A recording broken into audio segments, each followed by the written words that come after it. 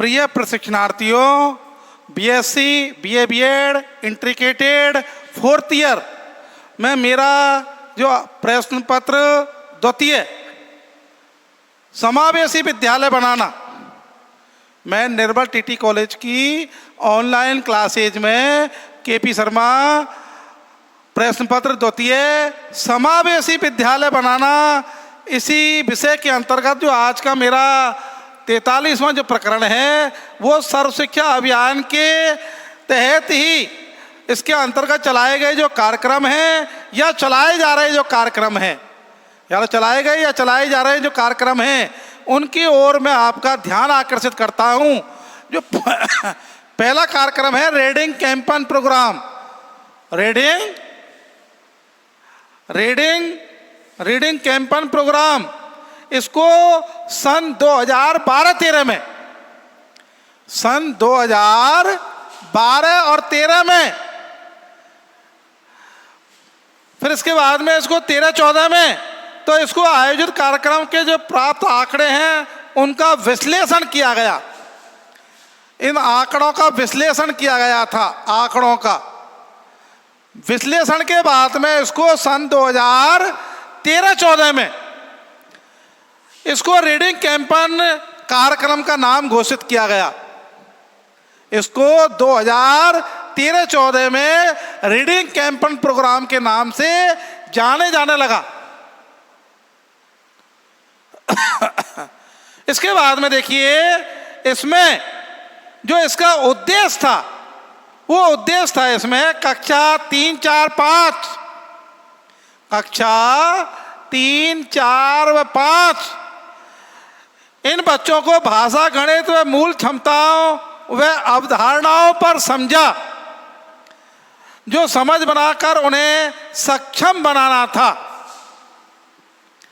इनका जो उद्देश्य था पहला वो 3 से और 5 तक के जो बालक थे, इनका उद्देश्य था इस कार्यक्रम का कक्षा 3 से और 5 तक के जो बालक थे उन बालकों को गणित और गणित के साथ में कई और विषय थे, अकेले गणित नहीं थी।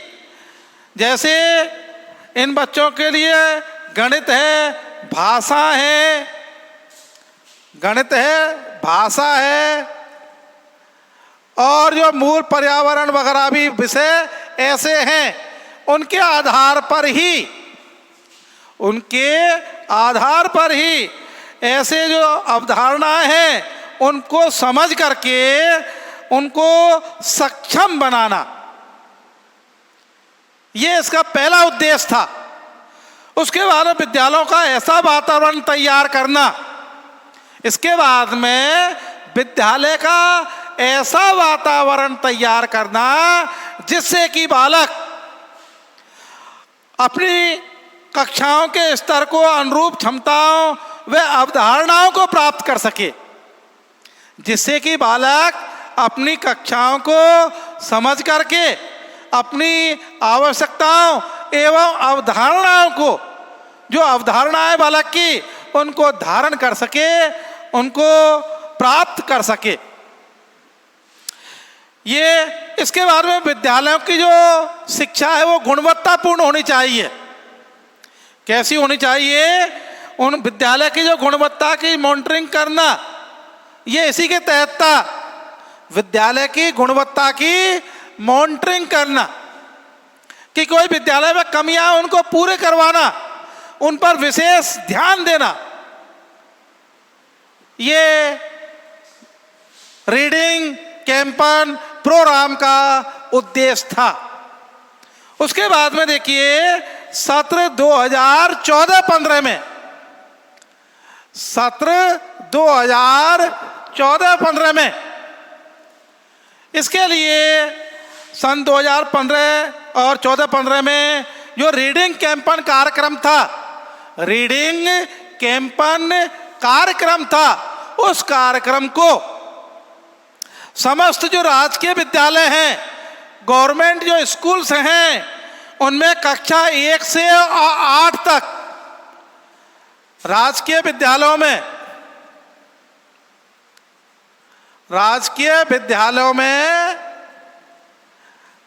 कक्षा 1 से 8 तक 2014-15 में उनके लिए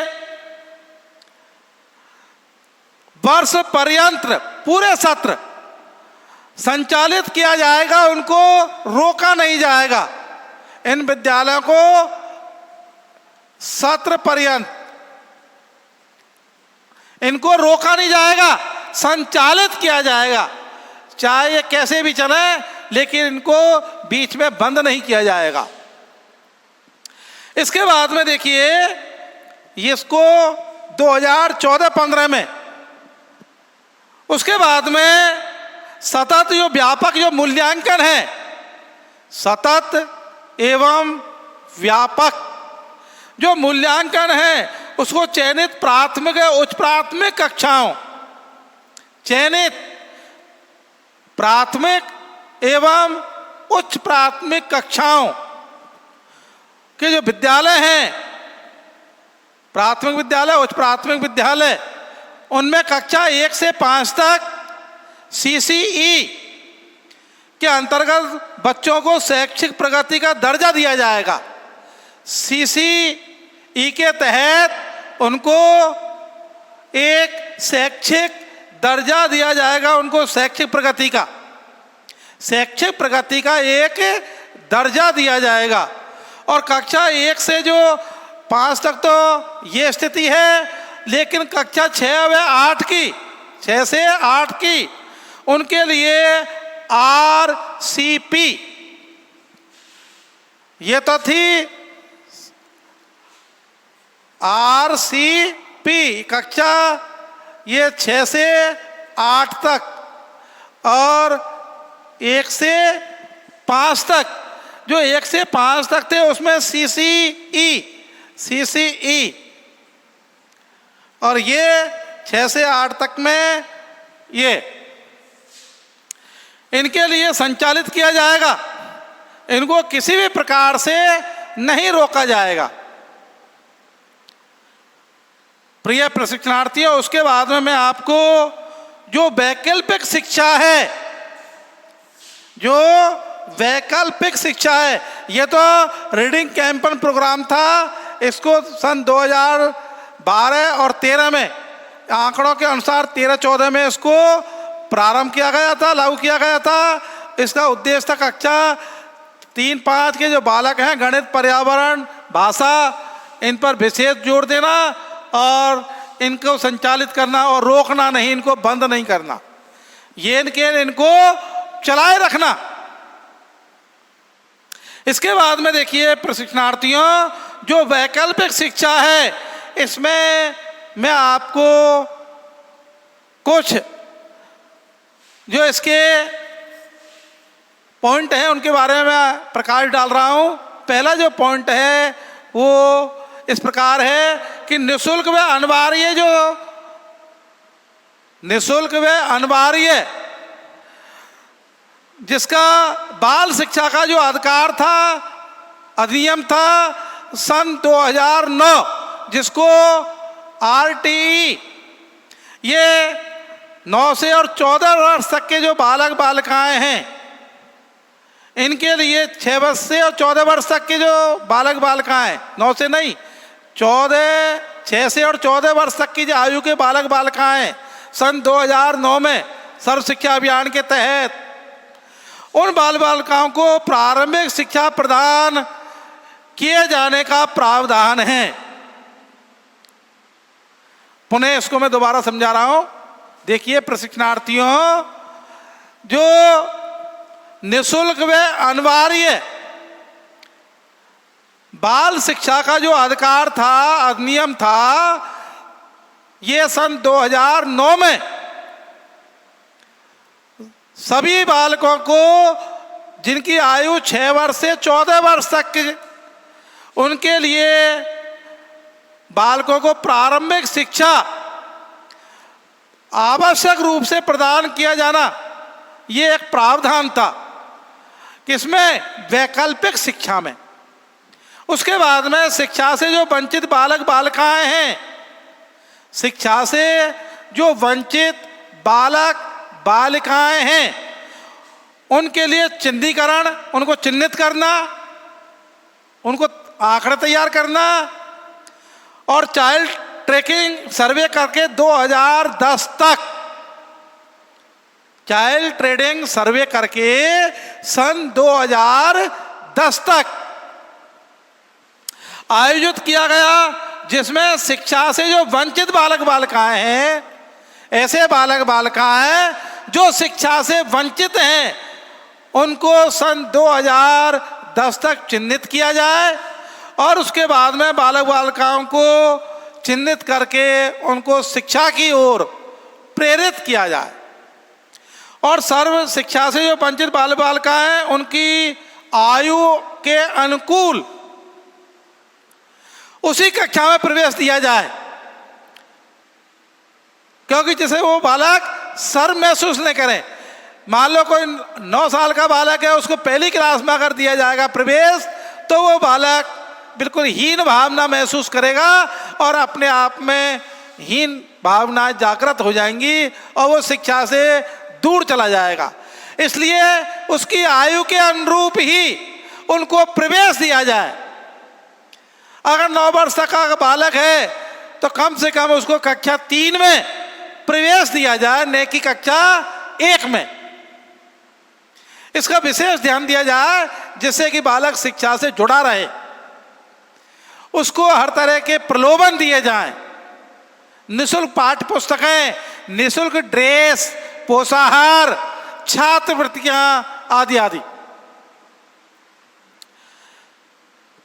इसके बाद में देखिए, उसमें कक्षा अनुरूप दक्षता हासिल करवाने के लिए उसको 6 से 9 माह के आवासीय विशेष जो प्रशिक्षण कार्यक्रम हैं उनमें उसको ऐसे बाल बालिकाओं को आवश्यकता अनुसार उनको किए गए संचालित ऐसे कार्यक्रम, उसमें संप्रत्यय वैकल्पिक शिक्षा दी जाए।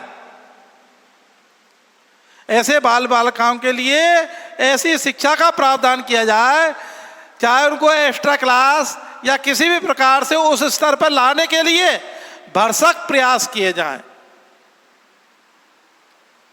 उनके लिए 6 महीने का 9 महीने का ऐसा कार्यक्रम रख दें जिससे कि वो उसको कक्षा 3 का स्तर है उस तक आ सके।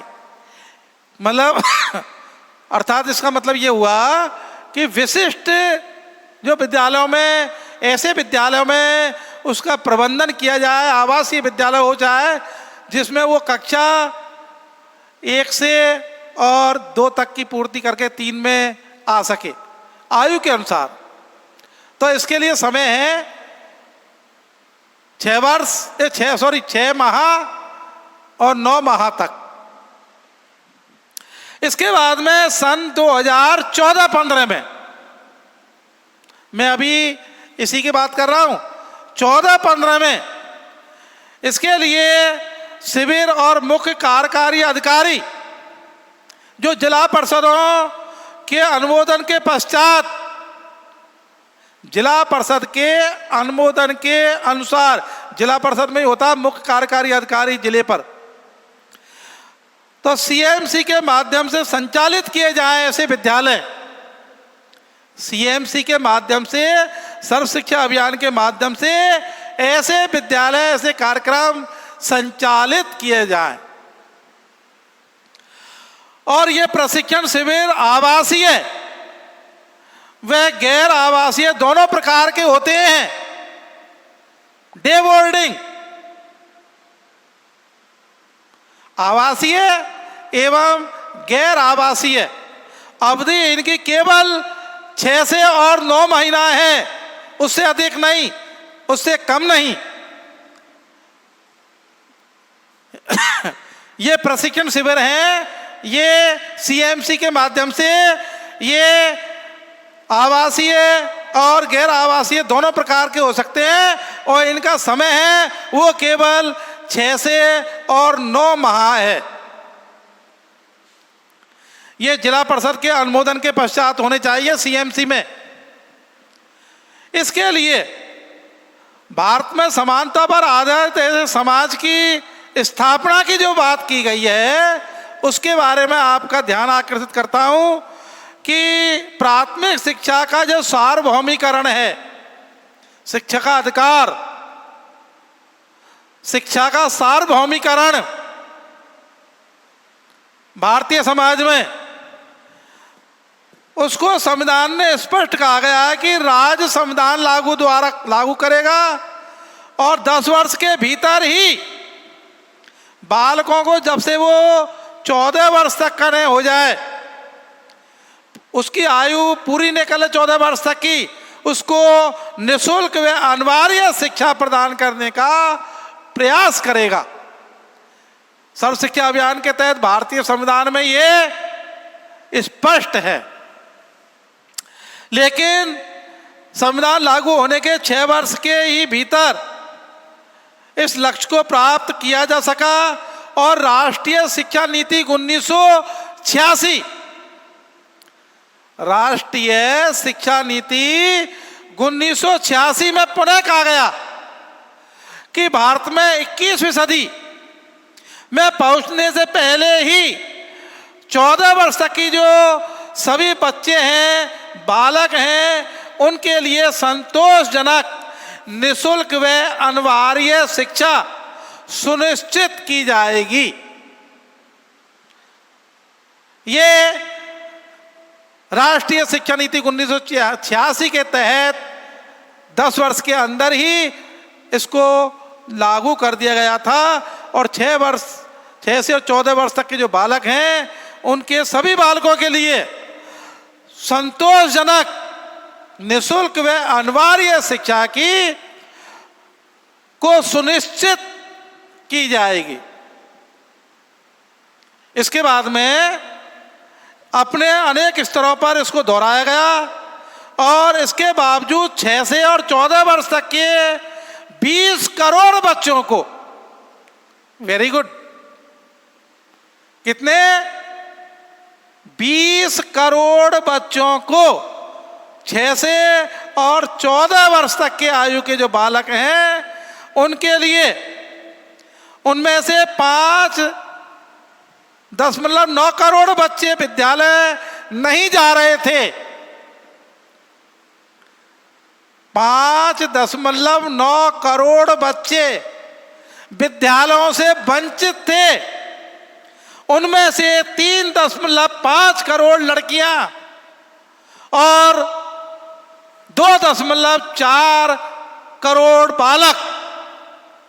अतः आज प्राथमिक शिक्षा के सार्वजनिकरण, जो सार्वभौमिकरण का जो लक्ष्य है, वही रह गया है। आज भी कमियां वर्तमान में लक्ष्य को पूरा नहीं कर पाए। आज भी वर्तमान में 6 से और 14 वर्ष के आयु के जो बालक हैं, वो 20 करोड़ बच्चे हैं और 20 करोड़ बच्चों में 5.9 करोड़ बच्चे ऐसे हैं जो विद्यालय में नहीं जा रहे हैं। लेकिन इनमें से 3.5 करोड़ बालिकाएं हैं, लड़कियां हैं, कन्याएं हैं और 2.4 करोड़ बालक हैं जो आज प्राथमिक शिक्षा से, जो प्राथमिक शिक्षा का जो सार्वभौमिकरण है, उसका लक्ष्य रह गया है अधूरा। अब सर्व शिक्षा अभियान जो वर्तमान में इसका ऐतिहासिक जो प्रयोग है, इसमें बदलाव किए गए। सन 2010 तक 6 से और 14 वर्ष तक के आयु के बालक हैं, उनके लिए गुणवत्तापूर्ण प्रारंभिक शिक्षा प्रदान की जाए। लेकिन वो लक्ष्य आज भी अपूर्ण है।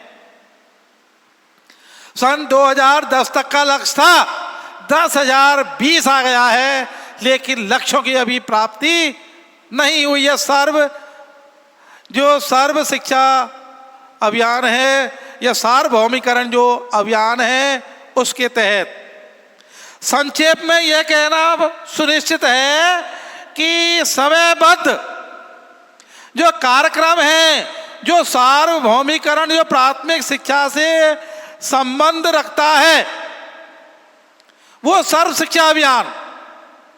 सर्व शिक्षा अभियान यह सुनिश्चित करता है, ध्यान से सुनिए प्रिय प्रशिक्षणार्थियों, ध्यान से सुनिए, सर्व शिक्षा अभियान यह सुनिश्चित करता है कि विशेष आवश्यकता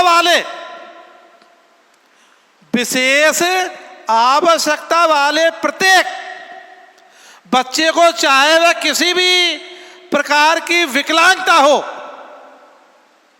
चाहे उसके लिए किसी भी प्रकार की क्या हो, विकलांगता हो, सर्व शिक्षा अभियान के तहत वो प्रभावित हो और उद्देश्यपूर्ण एवं गुणात्मक शिक्षा दी जावे। यह सर्व शिक्षा अभियान का उद्देश्य है।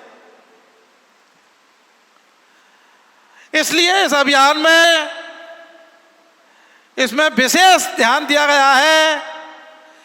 इसको मैं पुनः दोहरा रहा हूं, आप ध्यानपूर्वक सुने, बड़ा आनंद आ रहा है इसमें। दोबारा देखें कि सर्व शिक्षा अभियान यह सुनिश्चित करता है, सर्व शिक्षा अभियान यह सुनिश्चित करता है कि विशेष आवश्यकता वाले प्रत्येक बच्चे के लिए, विशेष आवश्यकता वाले प्रत्येक बच्चे के लिए, चाहे वह किसी भी प्रकार की विकलांगता से प्रभावित हो, और उद्देश्यपूर्ण एवं गुणात्मक शिक्षा दी जाए इस अभियान के तहत। और इसके अंतर्गत किसी भी शिक्षा देने से इनकार करने का प्रावधान नहीं है, कोई मना नहीं कर सकता। इनकार करने का तो सवाल ही नहीं है सर्व शिक्षा अभियान के तहत। और विशेष आवश्यकता वाले किसी भी बच्चे को, किसी भी बालक को शिक्षा के अधिकार से वंचित नहीं रखा जाना चाहिए, शिक्षा के अधिकार से वंचित नहीं रखा जाना चाहिए। उसकी पढ़ाई ऐसे वातावरण में होनी चाहिए जिससे कि वो सीख सके और अपने आवश्यकताओं के अनुरूप उसको लाभ हो सके। ऐसे बालकों के लिए सर्व शिक्षा अभियान के तहत, इसके बाद में सर्व शिक्षा अभियान में जो विशिष्ट जो प्रावधान है, वो दिव्यांग, विकलांग बालकों के लिए हर साल 3,000 रुपये देने की व्यवस्था है। Thank you very good. देखिए, सर्व शिक्षा अभियान में जो विशिष्ट विकलांग जो बालक हैं, दिव्यांग जो बालक हैं, उनके लिए हर साल 3,000 रुपये पर ईयर, पर मंथ नहीं, पर ईयर रुपए देने का व्यवस्था है, इसमें प्रावधान है। विशेष आवश्यकता वाले जो बालक हैं उनके लिए एक जिला योजना बनाई गई है जिसमें 3,000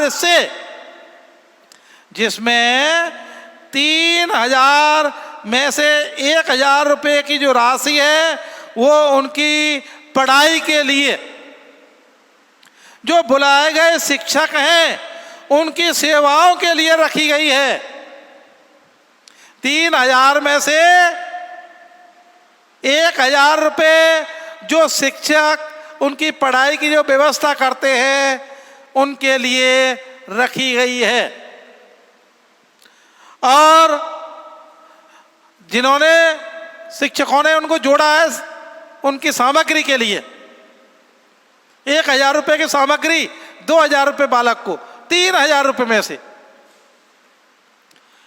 इसके बाद में जो समावेशी शिक्षा के लिए सर्व शिक्षा अभियान है, जिन पहलुओं पर ध्यान दिया गया है उसमें बच्चों की पहचान की जाए, शिक्षा संबंधी औपचारिकताएं, मूल्यांकन, उसके बाद में जो मूल्यांकन है आवश्यकता के अनुरूप उनको उचित व्यवस्था की जाए। आवश्यकता के अनुरूप उनको उचित शिक्षा की व्यवस्था की जाए और व्यक्तिगत योग्यता के आधार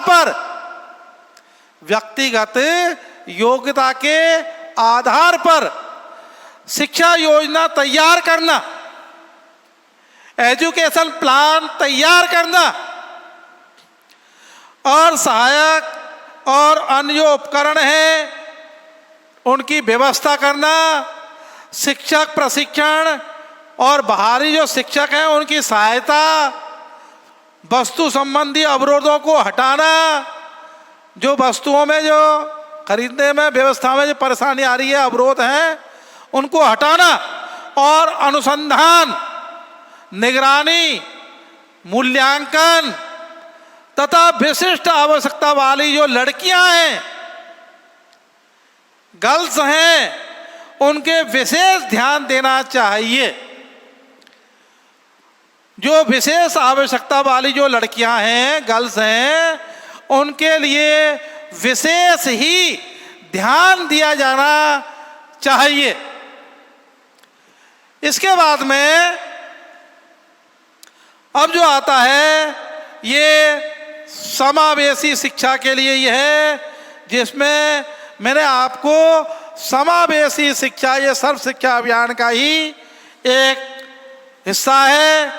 इसके अंतर्गत देखिए, जो समावेशी शिक्षा के लिए सर्व शिक्षा अभियान के अंतर्गत जिन पहलुओं को ध्यान रखा जाना चाहिए, उसमें सबसे पहले तो बच्चों की पहचान करना कि कौन दिव्यांग है, कितने परसेंटेज है, कहाँ है, कैसी आयु है, क्या है। शिक्षा संबंधी औपचारिकताएं, उनका मूल्यांकन करना एवं आवश्यकता के अनुरूप उचित शिक्षा की व्यवस्था करना। उसके बाद में व्यक्तिगत योग्यता के आधार पर उस बालक की या बालिका की व्यक्तिगत योग्यता के आधार पर शिक्षा योजना तैयार करना। उसके बाद में सहायक अन्य उपकरण उनकी व्यवस्था करना, शिक्षण की व्यवस्था करना, शिक्षक और बाहरी शिक्षक की सहायता और वस्तु संबंधी जो अवरोध हैं उनको दूर करना, उन अवरोधों को, ब्रेकरों को हटाया जाए। अनुसंधान और निगरानी, मूल्यांकन तथा विशिष्ट आवश्यकता वाली जो बालिकाएं हैं, दिव्यांग बालिकाएं हैं, उन लड़कियों पर विशेष ध्यान देना। इसके बाद में जो विकलांग बच्चों के लिए, ये तो बालिकाओं के लिए भी था, लेकिन विकलांग जो बालक हैं उनके लिए भी समन्वित शिक्षा योजना, एकाग्र शिक्षा, एकीकृत शिक्षा, समन्वित शिक्षा, इसके लिए योजना का स्थान 2009 में, सन 2009 में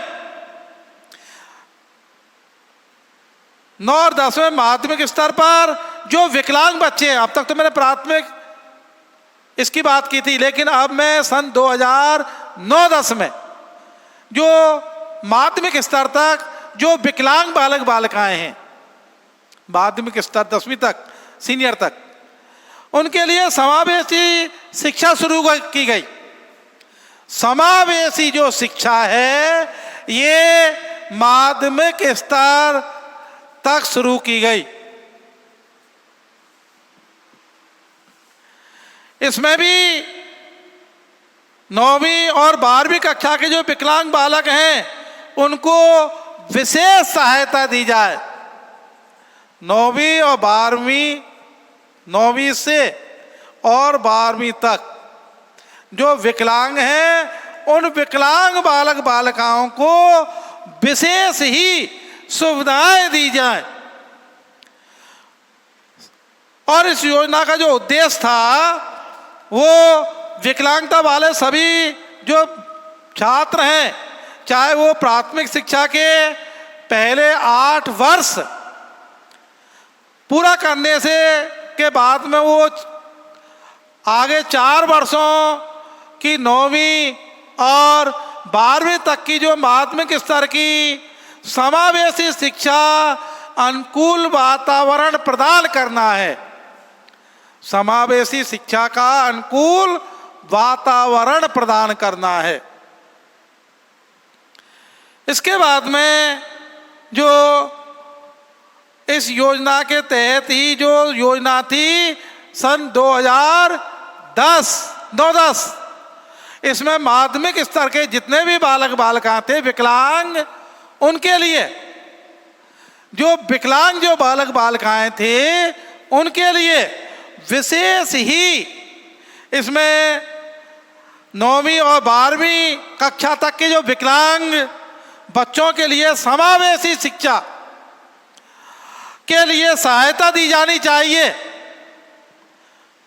और इस योजना का जो उद्देश्य था वो विकलांग सभी छात्रों को प्राथमिक शिक्षा के पहले 8 वर्ष पूरा करने के बाद में 4 वर्षों की 9वीं से 12वीं तक की जो माध्यमिक स्तर की जो समावेशी शिक्षा उसके अनुकूल वातावरण प्रदान करना है। सर्व शिक्षा अभियान का समावेशी शिक्षा का इसके अंतर्गत। इसके बाद में कुछ जो पहलू हैं इनके बारे में मैं आपको अगले उसमें समय को ध्यान में रखते हुए यहीं आज मैं मेरे इसको विश्राम देता हूं। और जो आज मेरा सर्व शिक्षा अभियान कार्यक्रम था इसमें रीडिंग कैंपन जो प्रोग्राम था उनको मैंने आपको ये समझाया है। अब समय अभाव के कारण यहीं मैं आपको स्थगित करता हूं। इसके लिए बार बार धन्यवाद।